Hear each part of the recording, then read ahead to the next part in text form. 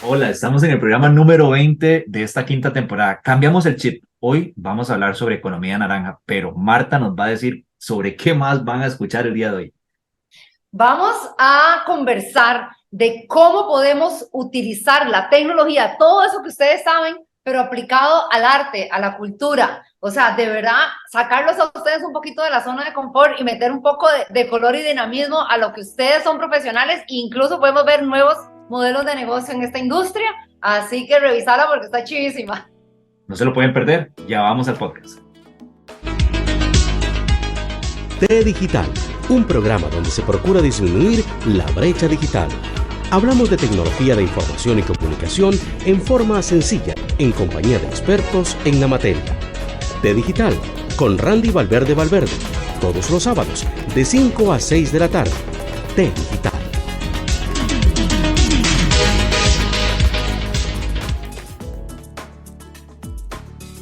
Buenos días, buenas tardes, buenas noches. No importa en el momento que nos estén viendo, para nosotros es un gusto. Su servidor Randy Alexander Valverde Valverde les da la bienvenida.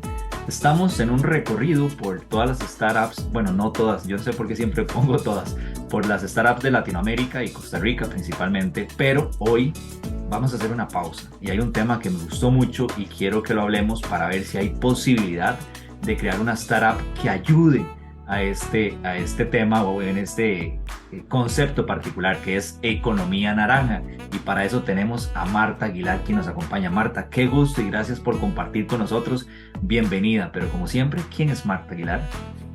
Uy, qué pregunta más difícil. Bueno, yo soy... Ay, qué pregunta más difícil. Yo soy emprendedora desde que tengo memoria.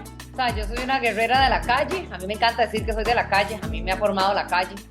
Entonces siempre me ha encantado el arte, ¿verdad? Ahora tiene nombre que se llama Economía Naranja, ¿verdad? Que lo puso el BIP, pero la economía naranja tiene que ver con eso. O sea, se considera la economía latinoamericana porque Ajá. somos creativos, ¿verdad? O sea, nosotros Bueno, no podemos ser tan tecnológicos como Japón, no podemos ser tan industriales como Alemania, ¿verdad? Por nuestra realidad. Entonces prácticamente se ha declarado que Latinoamérica tiene que ver con esa creatividad, con esa innovación, con esa malicia indígena, como decimos nosotros los ticos. Entonces es un tema que a mí me gusta mucho porque es el tratar de ver cómo el arte, el hobby, lo que hago después de las 5 de la tarde, que me gusta hacer y daría mi vida por trabajar en eso, se convierte en un negocio, ¿verdad? Entonces, claro. incluso todo este tema de emprendimientos, pymes, yo ni siquiera sabía cómo se llamaba eso. O sea, me dice, es que Marta, vos sos emprendedora. Yo ni siquiera sabía que era eso, ¿verdad? Porque ahora se puso muy de moda. Para mí, yo soy diseñadora, entonces nosotros a eso le llamamos freelance, ¿verdad? Que es ganarse un camarón, hacer un camaroncillo por ahí, que cuando yo empecé me pagaban con birras, entonces hacerme una ficha, hacerme unas tarjetas, tomarme unas fotos y me pagas con birras, perfecto, ¿verdad? Siempre, creo que empezamos todos los diseñadores, pero ya después empezó como a ponerse la cosa un poco más seria, empieza uno en el mundo de los grandes, entonces, El mundo de los sí. adultos. Cállate, sí. Entonces siempre he tratado de buscar, digamos, diferentes formas de promover el arte, de hacer arte, ¿verdad? Como te digo, yo soy diseñadora, no me considero artista, mucha gente me considera artista, pero monetizarlo, ¿verdad? Entonces Claro. todo ese tema de los startups, eso es muy interesante, te voy a comentar, yo soy graduada del Founder Institute, ¿verdad? Que es de Silicon Valley, y nadie entiende cómo una persona crafty como yo y muy manual y todo, se graduó de un instituto tecnológico, algo que, bueno, soy segunda generación, primera mujer, que algo me pone muy orgullosa, Qué bueno, ¿verdad? De buenísimo. una incubadora como el Founder Institute, que el 80% a nivel mundial falla, ¿verdad? Queda completamente descartado porque es bastante duro, pero algo que tiene el concepto del Founder, que cuando lo creó a Aldo, era el emprendedor, la cabeza. Los negocios van y vienen, los proyectos cierran, las empresas se venden, pero el que está liderando o el que va creando es. Entonces, Claro. yo creo que yo me gradué por eso, porque realmente mi problema, que creo que ahí es donde podemos entrar a discusión, es cómo clonamos a Marta, ¿verdad? El famoso autoempleo. Sí, sí. Entonces, yo soy un autoempleo, pero entonces, ¿cómo clonamos a Marta? Entonces, eso ha sido lo que me han criticado en los últimos 8 años y es lo que he venido estudiando cómo clonar a Marta, ¿verdad? Entonces yo he estado estudiando, por ejemplo, un Messi, que es un autoempleo, ¿verdad? Pero ¿qué hace Messi? Hago anuncios, saco ropa, monto una escuela de fútbol, ¿verdad? Que también lo vemos nosotros con los deportistas de acá, con Campbell y Keylor Navas y todos que tienen otros negocios. Y los negocios paralelos. Exactamente, entonces ahí es como clonamos a un autoempleo. Muy Entonces, bien. en eso me he estado moviendo yo, ir analizando y tratando de ver cómo lo tiramos al arte, que es, digamos, lo que más me apasiona. Bueno, mercadeo, publicidad, eventos, todo lo que tiene que ver con las relaciones, ¿verdad? A mí me gusta mucho toda la interacción física, real, ¿verdad? Esto es muy bonito, bueno. Pero yo preferiría esta conversación con un par de birros en la mano. Marta, me encanta eso y yo creo que más bien vamos a tener que hacer otras sesiones y me vas a tener que apoyar porque claro que sí. Este camino es muy difícil. Ahora, esa parte de clonar a Marta o clonar a Randy, cuando lo dijiste pensé, bueno, es que yo sé cuál es mi potencial, yo sé que yo estoy comprometido con esto y sé que ese negocio, ese emprendimiento va a ir bien siempre y cuando existan 3 personas que rindan de igual forma a cada uno de nosotros. El tema es que como no se puede, uno empieza a involucrar a otras personas y se da cuenta que tal vez no dan eso que uno espera. Y ahí es donde usted dice, no puedo seguir y cae el estrés y después entonces uno se decepciona un poquito y casi que quiere echar para atrás. A eso cuando dijiste clonar a Marta, yo, ¿será eso? Porque ya después empezó a hacer... No, es muy importante eso que estás diciendo. Yo doy mentorías para mujer y negocios y chicas, ¿verdad? Muchos de mis chicas, ¿verdad? Son mis bebés, mi mamá gallina. Son proyectos muy tradicionales, ¿verdad? Jaleas, blusas, costura, ¿no? Ese es el tema. Siempre trato de ver cómo lo sacamos de la caja, ¿verdad? Pero ayer justo estábamos viendo otra vez el Golden Circle de Simon Sinek, ¿verdad? Que él hablaba de eso, del propósito, del why. Entonces creo que tenés que buscar personas que crean lo que vos crees, porque si no van a trabajar por dinero. Claro. Entonces creo que eso es lo que ha faltado, lo más difícil. Digamos. Es lo más difícil porque, es lo más difícil porque entonces ahí nos damos cuenta, el famoso, volvamos al ejemplo del fútbol, ¿verdad? Que hace mucho tiempo la gente jugaba por camisetas, ahora ya no, ahora ya se dice que el fútbol, las personas lo que quieren es proyectarse a Europa, no importa que gane o no, pero siempre y cuando me paguen, para mí eso es la satisfacción, ¿verdad? Y yo creo que mucha gente se mueve por eso, por el tema de dinero. Sí, o sea, realmente, vamos otra vez a Simon. O sea, nadie sabe por qué lo hace. Claro. Porque como él dice, no es por ganar dinero, el ganar dinero es un resultado, ¿verdad? ¿Por qué tu empresa existe? ¿Por qué estás haciendo eso? Entonces, si uno no tiene muy en claro el reason why, ¿verdad? El por qué estoy haciendo las cosas, lo harán por dinero, nada más. Que es algo tan fácil de ganar y de perder, ¿verdad? Que al fin y al cabo la plata va y viene, ¿verdad? Volvemos a lo mismo, Founder Institute. Las empresas van y cierran, pero el emprendedor va ahí siempre buscando y haciendo cosas por necesidad de crear. Yo estoy metida en 1.000.000 de cosas porque me aburro y necesito estar siempre porque soy creativa, digamos, yo siempre he dicho que mi negocio es la creatividad, entonces por ahí ando por todo lado. Marta, pero ve que mencionaste al principio que qué difícil describir a Marta, pero bueno, además de diseñadora, artista, que así te consideran muchas personas, también graduada del Founder Institute, que para mí es como, wow, porque no es cualquiera. Y nadie entiende eso. De hecho, me preguntaron antes de darme el título que si lograba describir, o sea, la diferencia que ahora estábamos conversando en WhatsApp entre una pyme y una startup. Sí. Logré dar la diferencia y por eso me dieron el título. Porque bien. Yo soy completamente tradicional si hablamos de negocio como tal, ¿no? Claro. Y nos puedes ayudar con eso nuevamente, para la gente que está en el podcast, ¿cuál es la diferencia entre una pyme y una startup? Yo creo que vos podrías dar mejor lo de la startup, pero no, es cierto, o sea, el startup tiene como ese componente tecnológico, me gustó mucho tu descripción, o sea, ese componente tecnológico para proyectarse, ¿verdad? Hacer crecer tu negocio de una forma exponencial y ojalá abarcarlo a nivel global, claro. ¿Verdad? Entonces, y pyme, pues para mí, y los dos son emprendedores, tanto el startup como pyme, creo que para mí el emprendedor es un estilo de vida, ¿verdad? Ya es una cosa de ADN que se puede hacer, por supuesto. Nadie nace siendo emprendedor, todos nos vamos haciendo. Nadie nace aprendido. Exacto. Y el pyme, pues realmente puede ser una empresa, un negocio tradicional, que puede ser hasta vendedora de catálogos, para no hablar de marcas, en la calle, de puerta en puerta, o sea, realmente es bueno, creo yo que es un negocio en que se adapta ahí como a diferentes, que igual podemos hablar que pymes de 100 empleados para abajo, ¿verdad? Gracias, May. Entonces, es muy difícil decir soy pyme, bueno, ya nació el micropyme, entonces, pero bueno, detalles. Marta, el concepto de economía naranja, empezamos, lo mencionaste un poquito y a mí me gustó mucho porque incluso lo podemos decir que si se inscribe, lo mencionaste, a Latinoamérica, porque nosotros somos creativos, somos alegres y vamos y pues, si vayamos una vez, venimos nuevamente porque es parte de nuestro estilo de vida y yo creo que esas son las características, podría decir, ¿verdad? Pero vos nos vas a ayudar a definir bien qué es la economía naranja. Sí, el sabor latino. No, sí, como te digo, fue el BID, ¿verdad? El Banco de Desarrollo que lo definió, no fui yo, pero que igual hay startups creativas, ¿verdad? O sea, de hecho ellos tienen, si uno busca, pone economía naranja, hay documentos muy interesantes de empresas, incluso sociales, /naranja, ¿verdad?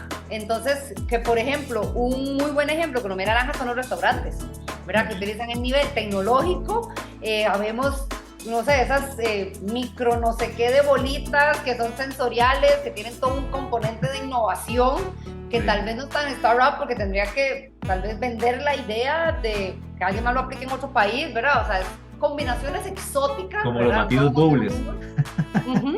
Pero, ¿verdad? O sea, a eso es lo que voy. O sea, creo que también es un término que también es un poco en pañales. O sea, se puede hablar de que hace 8 años, 10 años habla de economía naranja y hasta ahora. De hecho, todavía hay gente. O sea, yo llego a un banco y hablo de economía naranja y nadie entiende. ¿Verdad? O sea, nadie sabe qué es economía naranja. Entonces, creo que todavía estamos un poquito en pañales por ahí. Pero tiene que ver más que todo el componente creativo. Así como el startup tiene el componente tecnológico, la economía naranja tiene un componente creativo, innovador, diferente, disruptivo dentro de tu propuesta de valor o dentro de tu negocio. Entonces ahí se podría considerar economía naranja por ese componente creativo. Dalí decía, ¿verdad? Este famoso pintor surrealista, que él odiaba ir a Latinoamérica, ¿verdad? Recordemos que Dalí era español, porque decía que estar en Latinoamérica, para él Latinoamérica era México, ¿verdad? Gracias. Que estar en Latinoamérica era estar más locos que sus cuadros. Dices que ahí la gente está loca, o sea, es vivir dentro de un cuadro, ¿verdad? Entonces, si alguien como Dalí piensa que los mexicanos están locos, o sea, ¿verdad? Entonces creo que es una excelente definición. Sí, y es que podría decir, se me ocurre Dalí, y es que allá pueden estar comiendo no sé qué, pero están felices porque la alegría de ellos siempre es constante, ¿verdad? A pesar de que tiene el componente de que mi mamá criticaba algo con respecto a un familiar, no voy a decir, que es que ellos todos los días disfrutan y se comen lo del día sin pensar qué es lo que necesito mañana, ¿verdad? Hay que cambiar, por supuesto, esa mentalidad, pero el disfrutar el día a día es muy del latino, ¿verdad? Sin ponernos a pensar, bueno, ¿qué voy a hacer dentro de un año si no tengo este sustento, ¿verdad? La famosa historia de la vaca, no sé si alguna vez leíste. Sí, lo amo a Camilo Cruz, la vaca es algo que yo medito mucho. Sí, entonces yo claro. Sí, y allí también se basaba como en los colores, las mezclas, las fusiones. Y nunca había visto una piñata, o sea, de pronto esa cosa llena de colores y picos y gente volándole macanazos. Es como, ¿qué está pasando aquí? O sea, ¿qué es esto? ¿Verdad? Entonces, y lo vemos, por ejemplo, mascaradas, ¿verdad? Las famosas mascaradas. Hace como 8 años Costa Rica fue a España a como una convivio ahí iberoamericano de tradiciones folclóricas, bla, bla, bla. Y las mascaradas de España son monstruos, ¿verdad? Enormes. Caminan así. O sea, ese es el pasacalles así, mortal. No son así la alegría. Llega a Costa Rica, como aquel desmadre, con el diablo volando chilillo, con la cimarrona, el otro carajillo corriendo y todo. Los maestros que es como, ¿qué está pasando? Sí, eso es la mascarada. Entonces, cuando España, ¿verdad? Bla, bla, bla. Nosotros lo que hicimos fue burlarnos de esa tradición del diablo, de la bruja, y ¿verdad? Lo tropicalizamos y lo que hicimos fue una parodia donde yo me burlo. Entonces, ¿qué es la diferencia? Que todavía sigue habiendo esas cosas, ¿verdad? El sabor latino que llaman. Yo busco en la red sobre el concepto así propiamente, que es la economía naranja, como buen informático, ¿verdad? Me dice, definición técnica: economía naranja es como se denomina el conjunto de actividades que consiste en la transformación de ideas en bienes y servicios de carácter cultural. En este sentido, dentro de la economía naranja, el valor está determinado por su contenido y propiedad intelectual. También. Buenísimo, porque entonces, a ver, perfectamente, si yo creo un producto tecnológico, Un videojuego.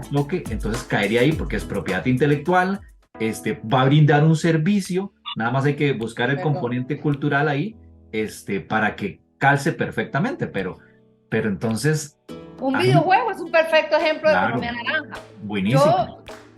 Sí, como te decía, yo no soy tan tecnológica, pero digamos, cuando conocí a los gemelos del Estudio 3, ¿verdad? Esos Ajá. famosos que tenemos nuestro video en Nintendo, que yo con costos sé que existe Mario Bros, ¿verdad?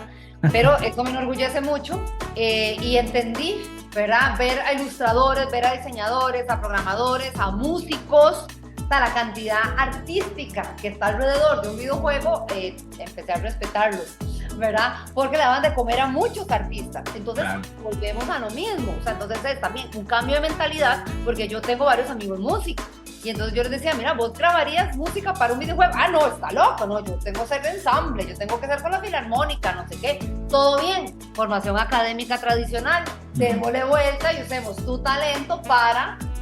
que me pareció chivísima, o sea, me parece chivísima hacer música para videojuegos. Entonces ahí podríamos hablar de un startup mezclado y todo. Con economía naranja. Conoce más que yo. Claro, en algún momento, yo sé que quizás vas a decir nombres, estás loco.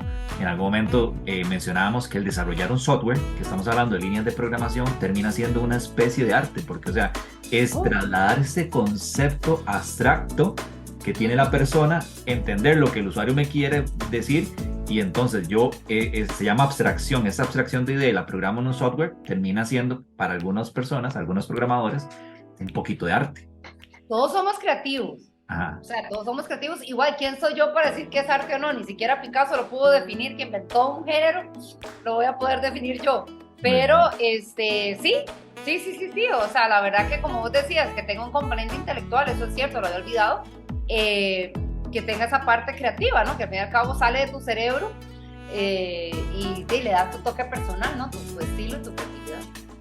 ¿Cómo ha sido esta aventura? Porque estamos hablando de que llegó la pandemia, entonces esta economía naranja pudo haber caído, ¿verdad? Pero si tenemos tecnologías, teníamos que apoyarnos en ellas quizás para mostrarnos un poquito, porque hablábamos previo al podcast que el tema de siempre cobrar a través de las tecnologías suele ser complicado, ¿verdad? Solo aquella gente que incluso tiene OnlyFans, ¿verdad? Ahí sí llegan y pagan, pero igual, pagan una vez, bajan todo el contenido y lo distribuyen, ¿verdad?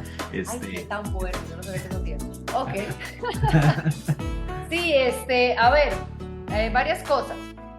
Nosotros, bueno, justo ayer incluso estaba con el restaurante de un amigo y le pregunté que cómo le había ido en pandemia y él tuvo una gran proyección. Me dice, no, en pandemia me sirvió demasiado porque, digo, obviamente todos los deliveries y demás se pusieron de moda, se proyectó y se potencializó, ¿verdad? Todo la comida express y demás. Entonces, a él le sirvió mucho, ¿verdad? Entonces, y es un restaurante, comercio tradicional, ¿no? Economía tradicional. ¿Ah? A él como dueño, porque si tenía empleados, de ahí, tuve que cortar la planilla. Sí, pero él le fue bien, o sea, dice, no, al contrario, nosotros crecimos por pandemia, ¿verdad? Entonces es como muy interesante, como sí cerraron negocios, otros abrieron, o sea, todo eso es demasiado relativo. Pero bueno, con nivel artístico, ahora que decías eso, digamos, lamentablemente consideramos que el arte es gratis, ¿verdad? O sea, el arte yo no pago por escuchar música, ni ver una obra de teatro ni demás, ¿verdad? Es como que eso es como que obligación que sea gratis. Entonces yo siento que cuando empezó pandemia muchos artistas, principalmente los músicos, empezaron como a hacer demasiados live y demasiadas cosas gratuitas, ¿verdad? Ya después fue cuando se dieron cuenta como que la cosa se estaba complicando, es como, hey, un cover, una ayuda voluntaria, dame un simple, aunque sea de 100 pesos, nadie lo hacía, ¿verdad? Porque es que ¿para qué? Si ya te escuché tocar gratis un año. Y ahora me venís a cobrar, ¿verdad? Entonces por ahí anda como complicado, pero bueno, siento que a nivel de las tablas, que es algo de que me gusta mucho y conozco un poco más, los profesionales de las tablas estaban acostumbrados, ¿verdad? A lo que es grabar su obra de teatro, mero registro, ¿verdad? Fuego celular, plano general, chao, ¿verdad? Y lo mando a festivales para que tal vez, ¿verdad? El director o el dueño del festival vea la obra de teatro, me gusta, te compro la obra y vaya, preséntela a España, a México, a Colombia, whatever.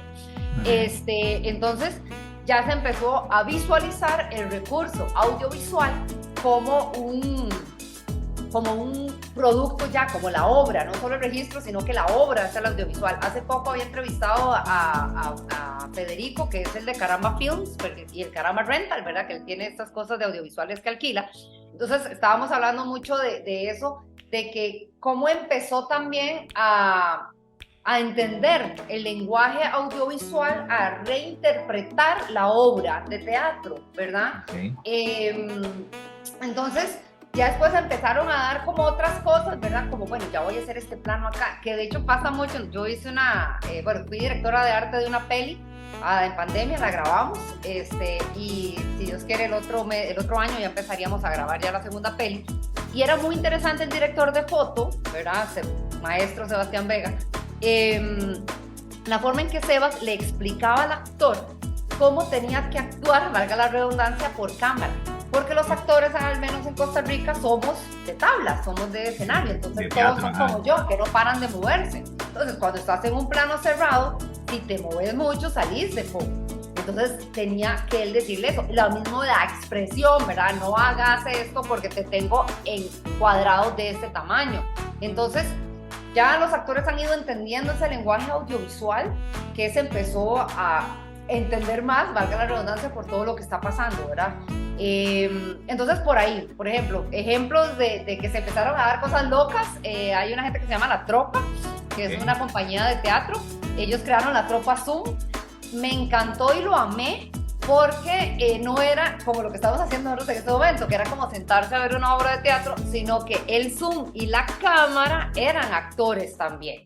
Wow. ¿Verdad? Entonces, ellos lo que llevaron fue la obra terapia, ¿verdad? Que es como un consultorio, ¿verdad? Yo voy a una terapia y es una comedia.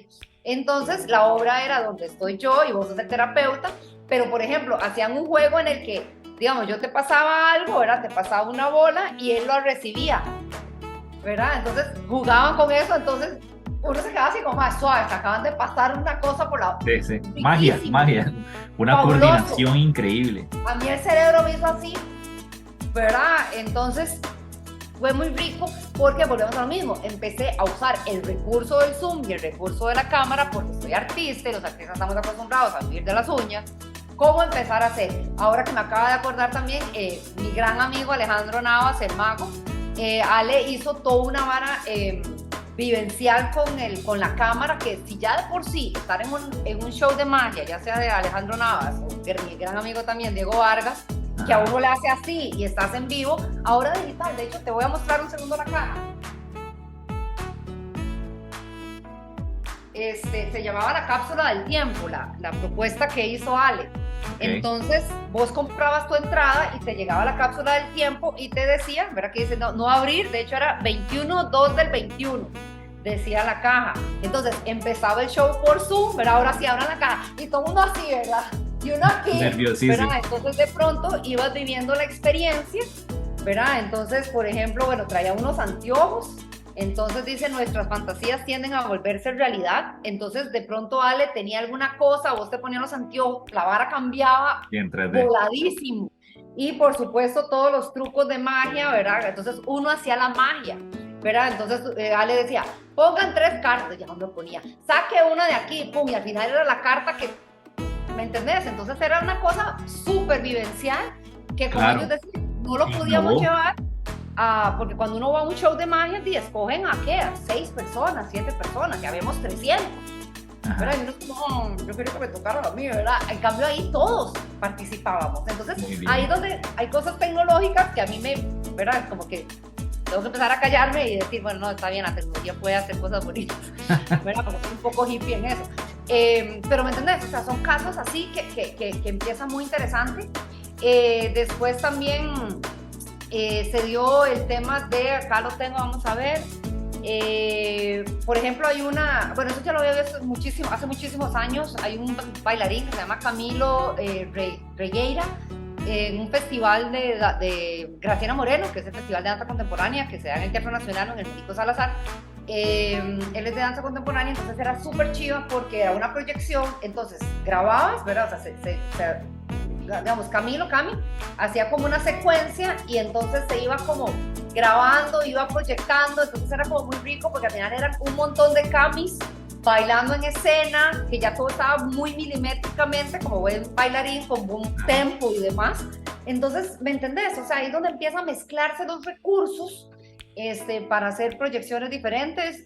También en pandemia nació obras de teatro por WhatsApp, eso nació en Chile. Wow. Entonces las verbenas. Todo el mundo va a decir por WhatsApp, o sea, ¿qué van a hacer? ¿A mandar Demasiado. stickers? Yo lo oí en espera, de hecho ahora hicieron otro para Halloween que no me pude conectar, pero entonces vos pagabas, ¿verdad? Tu tiquete, no sé, 3,000 pesos, lo que fuera. Y entonces te llegaban, ¿verdad? Te llegaban mensajes, entonces era por una semana, era una obra de teatro por una semana. Y entonces de pronto te llegaba un mensaje, te llegaba algo, a las 2 de la mañana te podía llegar un audio, un video. Entonces era súper intrigante. Después llegaba un punto que te decía, si querés poder responder. Y uno así como, ¿qué pongo? ¿Verdad? Entonces, wow, ¿verdad? Entonces era esa emoción de recibir, y el nombre me encantaba, mensaje en espera, porque uno realmente era como, ¿en qué momento me va a llegar el mensaje, verdad? Entonces son como cosas, experiencias diferentes, ¿verdad? Que se van dando y como decían las chicas de las verbenas, que también las entrevisté, y salimos de Costa Rica. Teníamos personas conectadas a la obra de teatro, México, Colombia, whatever, cosa que jamás hubiera pasado si estábamos en las tablas. Sí, ¿verdad? ahí nos innovamos. O sea, la pandemia del todo no fue mala. Que no me malinterpreten. No, sí, salir de la zona de confort y reinterpretar los recursos digitales, en este caso tradicionales, que ya teníamos Zoom, WhatsApp, pero me encantó lo que vos estabas diciendo, o sea, qué plataforma que podríamos crear para con un actor crear algo, ¿verdad? Eso es mapping, que le estoy dando vuelta, ¿verdad? Que uno trate de crear un proyecto, por ejemplo, una aplicación o un software que además, eso que mencionaste, es que no se salga de este espectro. Entonces, que si la persona se sale, ahí hay que meter el tema de inteligencia artificial, alertas y demás, que le ponga una luz y decirle, ok, se salió, vuelva, ¿verdad? Que es lo que sucede más o menos con el metaverso, ¿verdad? No sé si has visto, que también sería otro campo. Me ha tocado ir a reuniones en metaverso y no me gusta. El metaverso, si usted se sale del círculo, vienen alertas, ¿verdad? Entonces también hay que ajustarse a ese concepto, porque muchas personas también se marean, ¿verdad? Ojo que el metaverso no son solo los lentes, ¿verdad? Perfectamente podríamos estar en el metaverso en una página web, ser parte de... No, algo que descubrí, ¿verdad? Como te digo, yo soy un poco adulta mayor, soy un alma vieja, pero digamos, tengo un equipo que hay chiquillos que son bastante jóvenes, entonces ya hagamos una reunión en metaverso, y yo es como... ¿verdad? Ya me empieza el colapso. Pero algo que me encantó era una oficina virtual, ¿verdad? La compu, nada de esas carajadas, porque ahí sí ya me mareo. Pero fue muy chiva porque, digamos, si vos salís de la oficina, yo no oigo qué están hablando, porque como no estoy cerca, no puedo escuchar. Claro. Y eso me pareció fantástico, porque yo salgo de la oficina, puedo volver a entrar. Entonces yo lo veo desde arriba, ¿verdad? Es como una toma aérea el espacio, pero entonces eso me pareció bastante curioso. Entonces, que para clases sería genial. Sí, incluso me encantaría ahora que estamos hablando de eso, que podría plantear esa idea con obras de teatro donde yo pueda tener varias obras simultáneas y entonces me puedo ir a diferentes escenarios, como decir un Broadway donde hay varios teatros y entonces puedo entrar a diferentes presentaciones. Algo que hizo, por ejemplo, la chica de las tablas, que es un colectivo de danza, que vos estabas en Zoom, pero se iban conectando a diferentes casas, ¿verdad? Entonces, digamos, era el turno tuyo, después llegaba la otra, entonces, ¿verdad? Era como chido porque nos íbamos como rotando de casa en casa para ver diferentes presentaciones artísticas, ¿verdad? Entonces también eso era como rico, ¿verdad? También de la actividad del artista y ver cómo vive y su espacio, su sala de ensayos, ¿verdad? Que eso a veces a nosotros que somos apasionados eso nos llama mucho la atención. Algo también que me impactó mucho fue Paso, de Mabel Marín, que es una directora, actriz, y bueno, me encanta porque es muy innovadora. Trabajó con el lenguaje cinematográfico, que era lo que estábamos hablando, pero lo mezcló con cómic y con actuación. Entonces, por ejemplo, hay una que así, como el cerebro me hizo así, se ven unas gradas, ¿verdad? Como que vos vas desde arriba, o sea, vos estás sentado y ves las gradas como, ¿verdad? Como que van corriendo y entonces el actor se acostó, digamos, de espaldas y entonces las patillas le quedaban en la grada. Entonces realmente vos veías como vista desde arriba. Ajá. Es como si el actor, o sea, si vos estuvieras viendo la cabeza de la persona, subiendo las gradas como una vista aérea, así, claro. ¿verdad? O perspectivas, era súper rico porque de pronto él hacía así y aquí, digamos, se veía la cocina o se veía la compu, ¿verdad? Por perspectiva te daba el ángulo de visión, ¿verdad? Entonces son detalles interesantes que empiezan a mezclar recursos. Buenísimo. Tecnológicos, mapping, ¿verdad? Que eso lo vimos con Bagok, ¿verdad? Que ahora viene Frida también.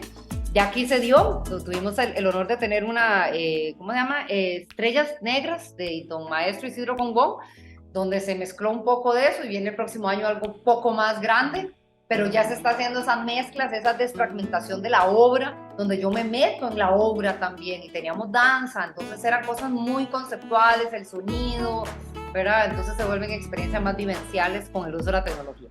Hay un factor que a mí igual, para el tema educativo, por ejemplo, cuando vino la pandemia y decirle a los profesores, mira, tenés que incorporar el Teams, tenés que incorporar herramientas como el Zoom para que des clases, entonces muchos dijeron, no, eso es más trabajo para mí.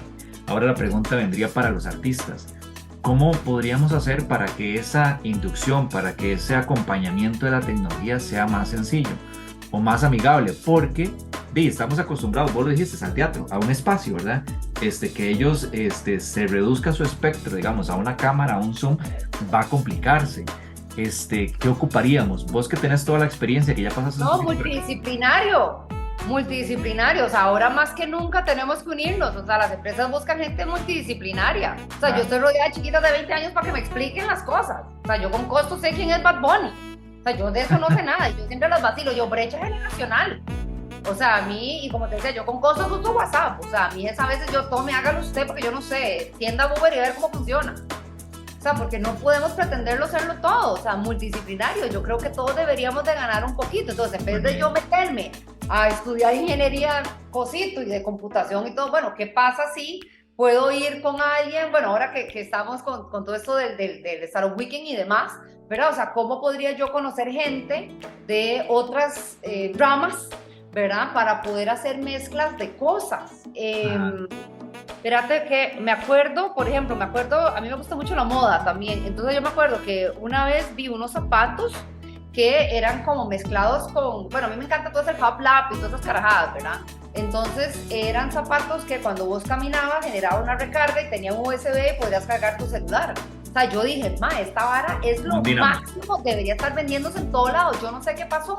Bueno, sí sé qué pasó. El tema es que los artistas, los diseñadores, todos somos un poco vagos. Entonces, toda esta parte administrativa, toda esta parte de negocios y todo eso me da demasiada pereza, ¿verdad? Y estamos acostumbrados a mezclarnos con nosotros mismos. Yo me imagino que vos tenés amigos de informática y siempre andas con amigos de informática y no te metes con artistas, con plásticos, no demás. Yo daba clases en la U y yo le decía a mis chicos, aprovechen que no es una universidad temática, que no es específica, vayan, hablen con abogados, con doctores, con psicólogos, o sea, whatever, ¿verdad? Porque ahí es donde nace la multidisciplinaridad. O sea, yo tengo una amiga doctora, de hecho es mi prima, que con ella hablamos de Photoshop, y yo, ¿qué carajos? ¿Cómo un doctor especialista tiene que entender de Photoshop? O sea, mi cerebro no me daba. Y ella me explicaba, Marta, es que nosotros como doctores, ella es científica, investigadora y demás, dice, nosotros ganamos validez por publicaciones, pero ¿qué es lo que pasa? Que las revistas estas, Science y Tops así, ¿verdad?, reciben el artículo, pero te mandan especificaciones de cuántas palabras, qué tamaño la foto, cuánta resolución, claro. te imprimen y demás. Y me dice, yo tuve que aprender qué era RGB y CMYK, y yo, usted es doctora, o sea, usted hace pruebas con ratas en laboratorio, no tenés por qué saber cosas de diseño. Me dice, es que me toca aprender, y entonces ahí es donde entro yo y le voy ayudando, ¿verdad?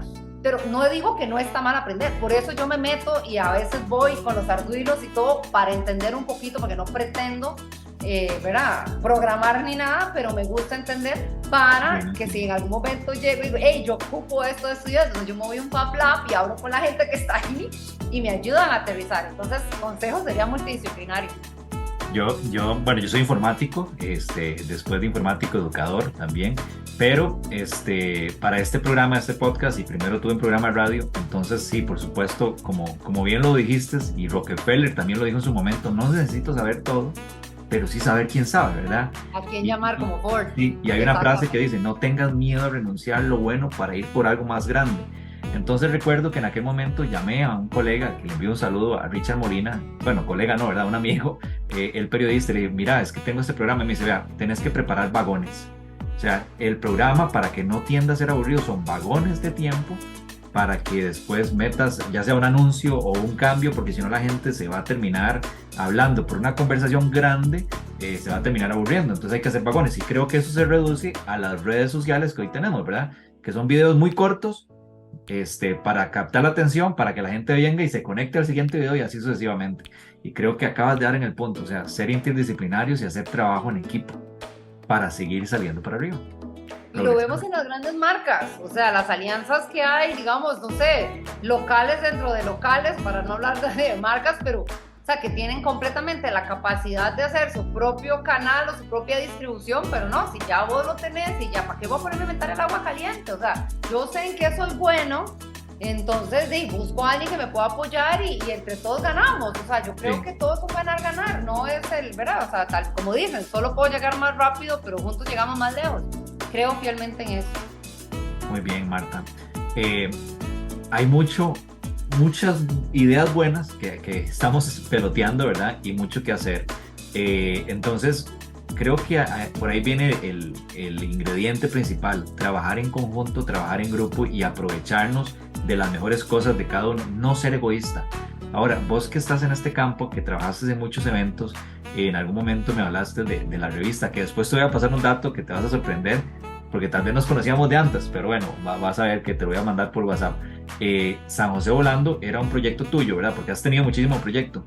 Yo la compré, sí, yo la compré. San José Volando nació por una francesa que se llamaba Frederick, bueno, no sé si ya murió, ya, a lo que tengo entendido volvió a Francia. Ella era como agente de viajes, entonces cuando venían los franceses a Costa Rica era como, no había internet, ¿verdad? Es muy importante. Entonces era como, hey, ¿qué hacemos en Costa Rica? No sé qué, y era como, ya esta gente están acostumbrados a llegar a aeropuertos con mapas y todo. Costa Rica ni siquiera tenemos eso, el GAM cultural lo estuve intentando por mucho tiempo, poco apoyo, bla, bla, bla. Entonces ella creó, de hecho las primeras San José Volando eran en inglés y tenían números de embajadas, horarios de buses, horarios de las olas, ¿verdad? Era como muy directorio. Muy turístico. Porque ella era lo que llegaba, ¿verdad? O sea, llegaba la persona, toma aquí puedes agarrar el bus para Jacó, aquí, ¿verdad? Bla, bla, bla. Ya después lo tuvo otro chico que se llamaba Antonio, que él le metió un poco más de contenido, más como más editorial y un poquito más ya de publicación. No existían los blogs, no existía internet. Y ya después entraron todo lo que era como restaurantes, academias, a pautar, que de eso vivía San José Volando, con una revista gratuita de 3.000, 5.000 ejemplares. Y después lo tuvo mi ex socia, se llama Paula Pisoni. Yo se lo compré a Pau hace como 10 años y yo la tengo desde entonces. Yo dejé de imprimir, yo hice 18 ediciones. Dejé de imprimir porque la gente pautante, ¿verdad? Empezó a ponerse de moda Facebook, entonces preferían pautar en Facebook que San José Volando. Claro. Y ya al punto que me endeudé un montón porque yo era diseñadora que le pagaban con birras, ¿verdad? Gracias. A tener una revista, gastar más de $1 millón en impresiones, abogados, facturas, contadores, y simplemente colapsé y me morí. Entonces en agosto del 2013 fue la última edición impresa de San José Volando. Ya después pues emigré, ¿no? A sanjosevolando.com, digamos. Y ahí está, digamos, la agenda cultural, que obviamente el GAM cultural es 1000 veces superior que yo en contenido, y igual Facebook y demás a nivel de agenda. Pero yo le he metido de todo un poco, ¿verdad? Un poco de estilo de vida, gastronomía, vehículos, o sea, es más como una revista digital.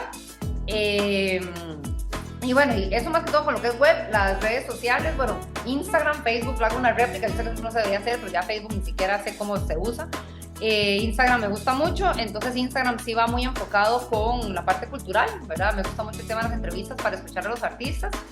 Y ahora estoy súper metida en profesionalizar la industria y en que los artistas vean su talento como modelo de negocio, business canvas, invitándolos a incubadoras. De hecho, con Yo Emprendedor, ¿verdad? Tuvimos la oportunidad de crear una categoría creativa que tenía unos chicos de mapping, ¿verdad? Y que hacen ilustraciones y toda esa carajada de animación. Buenísimo. Porque cuando nosotros entrábamos era como social, tecnológico no es tan tecnológico, no sé, de salud, y es como, madre, no, yo tengo una academia de danza, ¿verdad? Entonces no sabían dónde meternos. Entonces, bueno, ahí vamos poquito a poco creando industria cultural, ¿verdad? Pues yo que estoy en incubadoras y paso metida en todo eso, casi nunca vemos gente de cultura, ¿verdad? Entonces ahí vamos pulseándola poco a poco para ir creando. ¿Cuáles serían esos consejos? Porque ya te diste cuenta, o ya nos dimos cuenta que es muy difícil que se empatinen con la tecnología, ¿verdad? Pero ¿cuáles serían esos consejos para las personas que están viendo el podcast y lo están escuchando, que están en esta economía naranja y que le tiene miedo a las tecnologías, ¿cuáles serían esos 3 puntos o esos 3 consejos que les dices? Vea, las tecnologías son su mejor amigo hoy por hoy, porque vivimos Yo en un creo que eso mundo, no lo voy a decir nunca. vivimos en un mundo Porque creo que disruptivo. va en contra de mis principios. No, o sea, definitivamente busquen a alguien que les ayude. O sea, como te digo, yo tengo amigos técnicos, ingenieros informáticos y todo que son músicos. Entonces, ellos pues viven de su tecnología y después de las 5 soy músico, ¿verdad? Pero bueno, tratemos de buscar esas personas interdisciplinarias, o sea, vayamos a eventos o cosas de tecnología para entenderlo, ¿verdad? O sea, creo que eso es como importante, aprender un poco, ver videos en YouTube y todo, pero como te digo, yo creo que es más ir buscando quién me podría ayudar y decir, mira, tengo una idea súper loca de que quiero hacer una nave espacial, pero bueno, ¿qué pasa si lo hacemos como proyectado? Usamos un Arduino que cuando usted aplauda, eche un humo, ¿verdad? Son como cosas vacilonas que podrían interpretarse, o eso, bueno, ¿qué pasa si escaneamos y hacemos una obra de teatro en metaverso? Eso me queda tarea, eso lo voy a hacer ya, o sea, ya sé a quién voy a llamar para hacer eso. Muy bien. Me parece chivísimo. Y hay salas ya predeterminadas. Sí, ahí va. Pero sí, o sea, creo que la idea es eso, o sea, primero no volar, sí creo que la tecnología me permite a mí realmente, volarse, es lo que quiere decir, o sea, me permite a mí volarme, con efectos especiales y cosas, como lo vemos ahí, los superhéroes que vuelan, ¿verdad? Entonces, creo que a nivel artístico, puede que tal vez los recursos crafty, ¿no? Lo manual, lo físico, puede que se nos quede corto, pero lo digital no, ¿verdad? Entonces creo que ahí sería muy rico, pero sí, yo creo que los consejos sería eso, o sea, vayan, hablen con gente, o sea, yo sé que también, esa es otra cosa que pasa, perdón, pero la gente tecnológica es súper tímida, casi no habla, son súper antisociales y solo andan con sus grupos, entonces es cierto. Yo de soy parte muy tuya decirles, hey, sean más buena gente, salgan, hay una vida atrás de una pantalla, ¿verdad? Existe la gente. Sí, no, y para los que nos están escuchando y nos están viendo, ojo, tenemos un concepto nuevo que es economía naranja.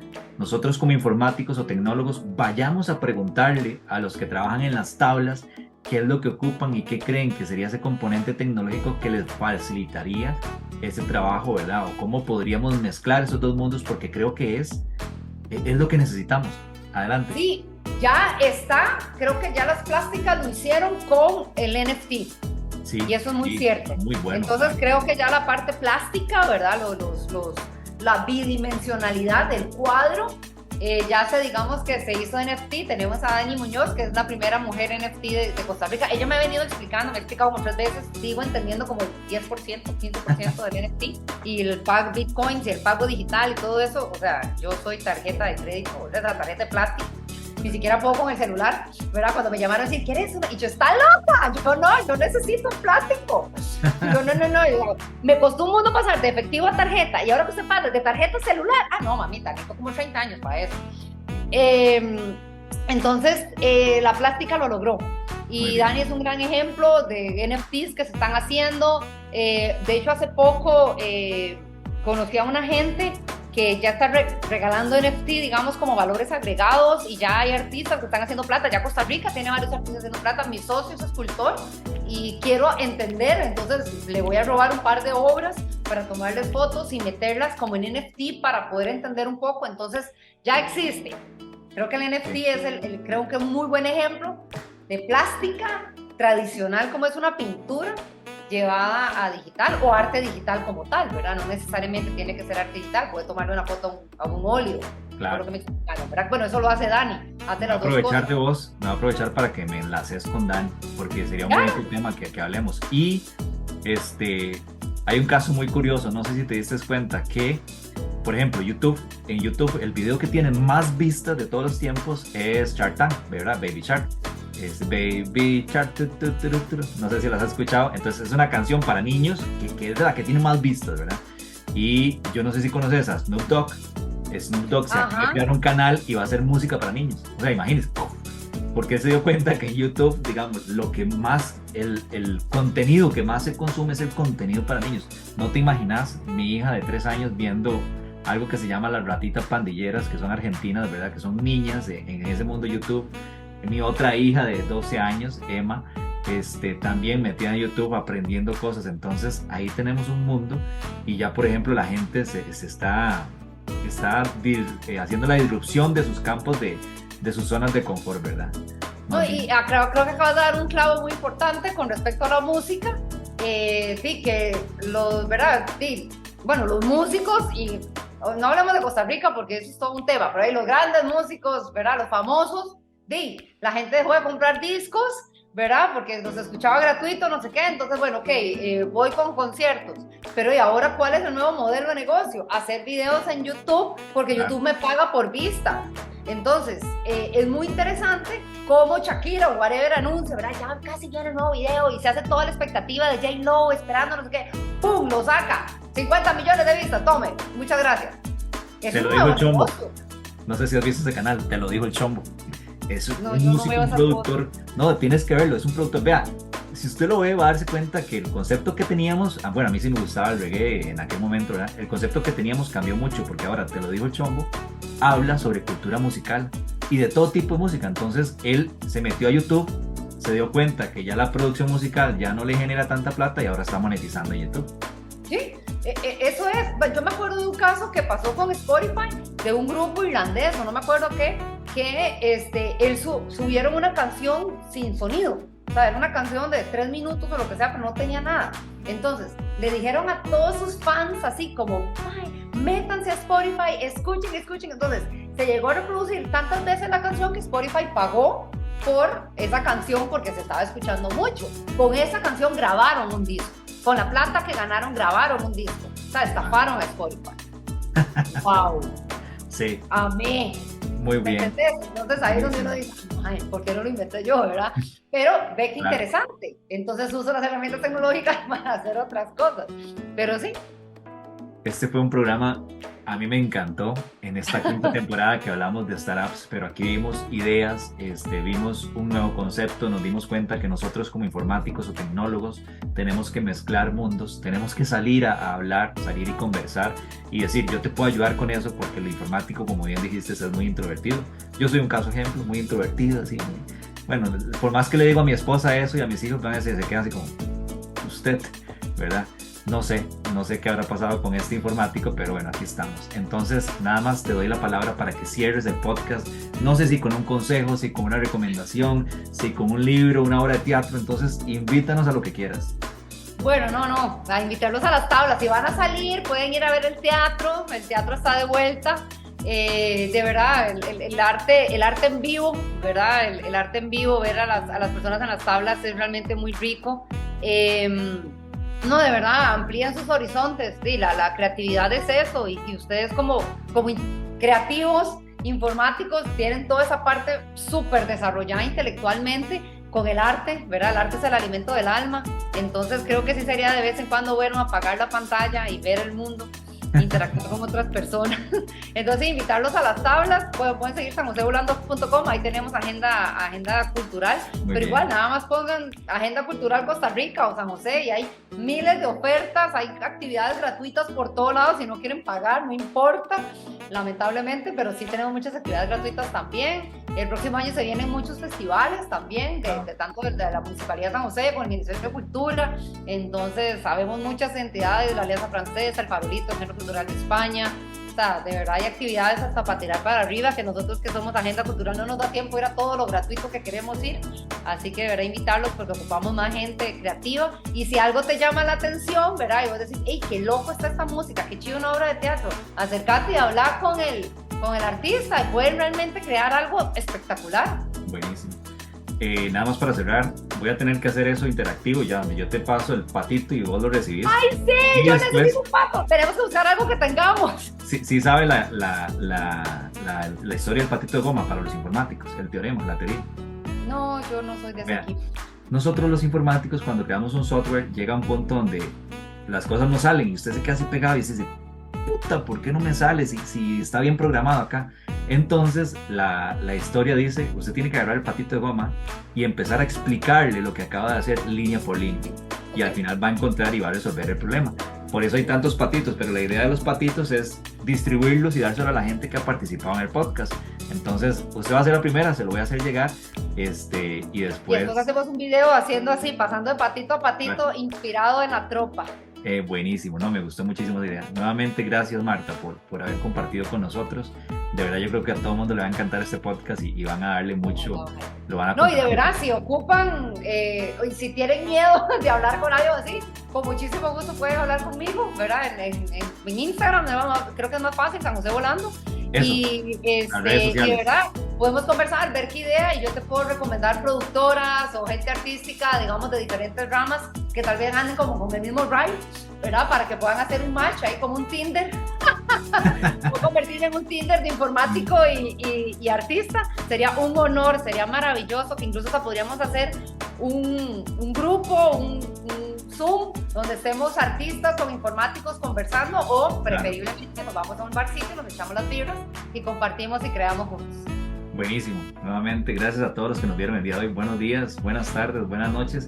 Comparta y comente este podcast. Gracias. Pura vida, chao.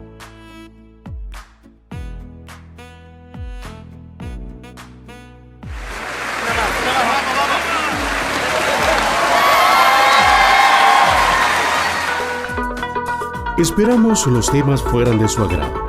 Les deseamos una semana con mucha salud, fuerza y unión con sus seres queridos.